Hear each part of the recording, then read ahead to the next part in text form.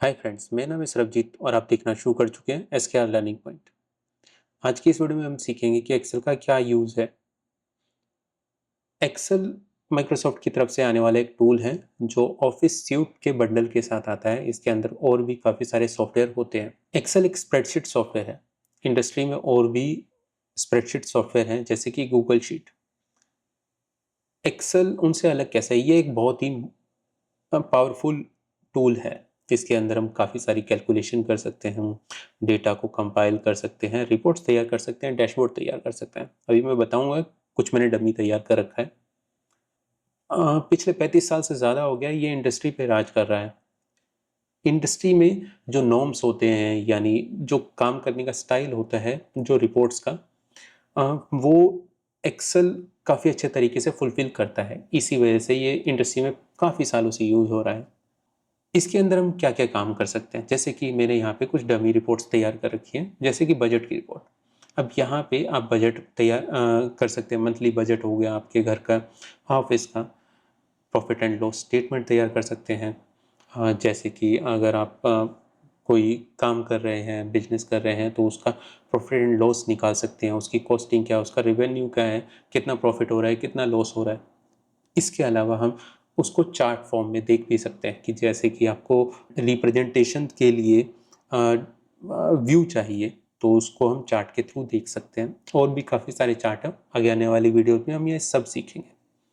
Monthly sales, यानी अगर आपका कुछ सेल का बिजनेस है तो उसको सेल्स एक्सपेंसेस और प्रॉफिट कितना हो रहा है ये सब भी निकाल सकते हैं। हम इसके अलावा यूज़र का सर्वे भी इंपोर्ट करा सकते हैं। मान लीजिए कि आपने कुछ यूज़र से सर्वे भरवाया है, उसको आप एनालाइज करना चाहते हैं, तो वो भी हम इस एक्सेल पे कर सकते हैं। फाइनेंशियल रिपोर्ट्स तैयार कर सकते हैं जिसमें हम काफ़ी सारे लॉजिक्स लगा सकते हैं। पिछले साल के डेटा को इस साल की डेटा से अगर आपको कंपेयर करना है वो भी कर सकते हैं। किसी कंपनी में, किसी स्कूल में अगर आपको कुछ डेटा कलेक्ट करना है, जैसे कि मेरे पास यहाँ पे एम्प्लॉयज़ का डेटा है। अगर आप उस ऑर्गेनाइजेशन लेवल तक का डेटा आप यहाँ पे डालना चाहते हैं तो वो भी कर सकते हैं। जैसे कि मेरे पास यहाँ पे ID, name, department and role उनके क्या है वो भी मैंने यहाँ पे लिख रखे हैं। आप स्कूल में हैं तो आप टीचर्स का, स्टूडेंट्स का डेटा मेंटेन कर सकते हैं। एक और चीज़, अगर आप के पास डेटा है, उसको वो अनस्ट्रक्चर्ड फॉर्म में है, उसको स्ट्रक्चर्ड कर सकते हैं। आप देखेंगे मेरे पास यहाँ पे कुछ टेक्स्ट लिखे हुए हैं। जो टेक्स्ट अनऑर्गेनाइज है उनको मैंने ऑर्गेनाइज फॉर्म में लिखा हुआ है, जो एक फॉर्मूला के थ्रू मैंने किया है। ये सारे काम हम एक्सेल पे कर सकते हैं। इसके अलावा आप डेटा को और अच्छे तरीके से चर्निंग कर सकते हैं, चार्ट्स तैयार कर सकते हैं।